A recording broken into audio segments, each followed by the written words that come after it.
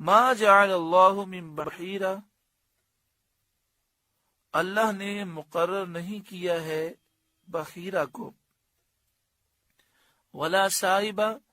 اور نہ ہی سائبہ کو مقرر کیا ہے، ولا وصیلہ، اور نہ ہی وصیلہ جانور کو مقرر کیا ہے، ولا حامن، اور نہ ہی حامی جانور کو اللہ نے مقرر کیا ہے۔ وَلَكِنَّ الَّذِينَ كَفَرُوا يَفْتَرُونَ عَلَى اللَّهِ الْكَذِبَ، ہاں کافر لوگ اللہ پر جھوٹا افطرا باندھتے ہیں، اللہ پر جھوٹ باندھتے ہیں۔ اس آیت کریمہ میں کافروں کی مذمت ہے جو حلال کو اپنی مرضی سے حرام کہتے ہیں۔ ابھی ذکر ہوا کہ جس چیز کو اللہ اور اس کے رسول نے حرام قرار دیا، ناجائز قرار دیا، ناپاک قرار دیا، وہ چیز ناپاک ہے، ناجائز ہے، حرام ہے۔ اس کے علاوہ تمام معاملات، تمام کام، تمام چیزیں وہ حلال ہیں، جائز ہیں، پاک ہیں۔ اب یہ کہنا کہ یہ اگر جائز ہے تو اس کی دلیل بیان کرو، کہیں لکھا ہوا ہو کہ یہ کرنا جائز ہے، اگر یہ نہ ملا تو یہ حرام ہو جائے گا، اور اسے حرام سمجھنا یہ اللہ تعالیٰ پر جھوٹ باندھنا ہے، کیونکہ حرام وہی ہے جسے اللہ اور اس کے رسول نے حرام قرار دیا، اور جسے اللہ اور اس کے رسول نے حرام قرار نہیں دیا وہ حلال ہے، وہ مباح ہے۔ تو یہاں پر کافروں کی مذمت کی گئی۔ ان کا دستور یہ تھا کہ وہ اپنی مرضی سے کچھ جانوروں کو حرام کہتے تھے، حالانکہ وہ جانور حلال ہیں۔ زمانے جاہلیت میں کفار کا یہ دستور تھا کہ جو اونٹنی 5 مرتبہ بچے جنتی اور آخری مرتبہ اس کے یہاں نر ہوتا، یعنی وہ اونٹنی جس کے یہاں 5 بچوں کی ولادت ہوئی اور 5واں بچہ اونٹ ہوتا، نر ہوتا، تو وہ اس اونٹنی کا کان چیر دیتے اور اسے کہتے یہ بحیرہ ہے۔ نہ تو اس پر سواری کرتے، نہ اس کو ذبح کرتے۔ اگر یہ کہیں پانی پینے جائے یا چارہ کھانے جائے تو عام طور پر انسان اپنے پانی کی حفاظت کرتا ہے، وہ ہر وقت جانور کو پانی نہیں پینے دیتا، چارہ نہیں کھانے دیتا، لیکن اس کے متعلق کہتے کہ اس کو پانی سے روکنا اور چارے سے روکنا یہ بھی حرام ہے، اس کو بحیرہ کہتے۔ بحیرہ کے لفظی معنی ہوتے ہیں کان چیرا ہوا۔ اسی طرح جب یہ سفر پر جاتے یا کوئی بیمار ہوتا تو یہ منت مانتے، اگر میں سفر سے خیریت کے ساتھ واپس آ جاؤں، یا بیمار ہوتے تو منت مانتے کہ میں تندرست ہو جاؤں تو میری اونٹنی صاحبہ ہے۔ اس کے معنی بھی یہی ہوتے کہ اب اس سے نفع اٹھانا یہ حرام ہے اور اس کو آزاد چھوڑ دیتے، جہاں گھومے پھرے، جو چیز کھانا چاہے کوئی روک نہیں سکتا، نہ اس پر سوار ہونا جائز ہے، نہ اس کے دودھ سے فائدہ اٹھانا جائز ہے، وہ یہ تصور کرتے۔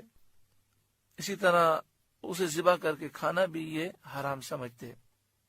اسی طرح اگر بکری کے یہاں 7 بچے جنم لے لیتے، یعنی بکری کے یہاں 7 بچوں کی ولادت ہوتی اور ان میں سے 7واں بچہ اگر نر ہوتا تو اس کو مرد کھاتے، اگر 7واں بچہ مادہ ہوتا یعنی بکری ہوتی تو بکریوں میں چھوڑ دیتے، اور اگر 7ویں مرتبہ میں نر و مادہ دونوں پیدا ہو جاتے، یعنی 2 بچے ہو جاتے، تو کہتے یہ اپنے بھائی سے مل گئی، اس کو وسیلہ کہتے، سوات کے ساتھ وسیلہ، اور کہتے یہ بکری اب کھانا ہم پر حرام ہو گئی۔ اسی طرح جب نر اونٹ سے 10 مرتبہ اونٹنی حاملہ ہو جاتی تو کہتے اس اونٹ سے 10 بچے ہمیں حاصل ہوئے، لہذا یہ اونٹ حامی ہو گیا، اب اس کو چھوڑ دیتے، نہ اس پہ سواری کرتے، نہ اس سے کام لیتے۔ اگر یہ چارہ کھاتا یا پانی پیتا تو یہ سمجھتے کہ اس کو اس سے روکنا یہ حرام ہے اور اسے حامی کہتے۔ یہ تفصیل حضرت صدر الافاضل مولانا نعیم الدین مراد آبادی علیہ رحمہ نے تفسیر مدارک کے حوالے سے لکھی۔ آگے آپ لکھتے ہیں بخاری و مسلم کی حدیث میں ہے کہ بحیرہ وہ ہے جس کا دودھ بتوں کے لیے روکتے تھے، کوئی اس جانور کا دودھ نہ نکالتا تھا، اور صاحبہ وہ جس کو اپنے بتوں کے لیے چھوڑ دیتے تھے، کوئی ان سے کام نہ لیتا تھا۔ یہ رسمیں زمانے جاہلیت سے ابتدائے عہد اسلام تک چلی آ رہی تھیں۔ اس آیت میں ان کا رد فرمایا گیا۔ ما جعل اللہ من بحیرہ، اللہ نے نہیں مقرر فرمایا بحیرہ کو، ولا سائبہ، اور نہ ہی سائبہ جانور کو، ولا وسیلہ، اور نہ ہی وسیلہ جانور کو، ولا حامن، اور نہ ہی حامی جانور کو، ولیکن الذین کفروا یفترون علی اللہ الکذب، ہاں کافر لوگ اللہ پر جھوٹا افطرا باندھتے ہیں، وَأَكْثَرُهُمْ لَا يَعْقِلُونَ، اور ان میں سے اکثر بے عقل ہیں۔ کیونکہ اللہ تعالیٰ نے ان جانوروں کو حرام نہیں کیا اور یہ کہتے ہیں کہ اللہ نے حرام کیا، تو یہ واقعی بے عقل ہیں، بہت ہی زیادہ بے عقل ہیں کہ ایک تو اللہ تعالیٰ کی طرف جھوٹ باندھتے ہیں اور دوسرا اپنا دنیاوی نقصان کرتے ہیں کہ یہ جانور اللہ نے فائدہ اٹھانے کے لیے حلال کیے، اپنی مرضی سے وہ اسے حرام کہتے ہیں۔ وَإِذَا قِيلَ لَهُمْ تَعَالَوْا إِلَى مَا أَنزَلَ اللَّهُ وَإِلَى الرَّسُولِ، اور جب ان سے کہا جائے آؤ اس طرف جو اللہ نے اتارا اور رسول کی طرف آؤ، یعنی اللہ اور رسول کے حکم کو مانو اور سمجھ لو کہ یہ چیزیں حرام نہیں ہیں۔ قالوا حسبنا ما وجدنا علیہ آباءنا، تو کہتے ہیں ہمیں وہ کافی ہے جس پر ہم نے اپنے باپ دادا کو پایا،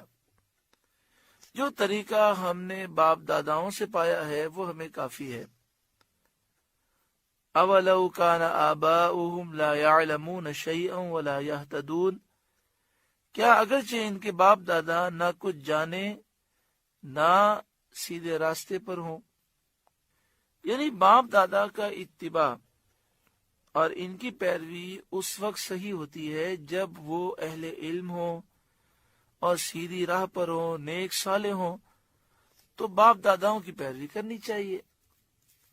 لیکن جب باپ دادا گمراہ ہوں اور جاہل ہوں اور شریعت کے خلاف کام کرتے ہوں تو ان کی پیروی ہرگز نہیں کرنی چاہیے۔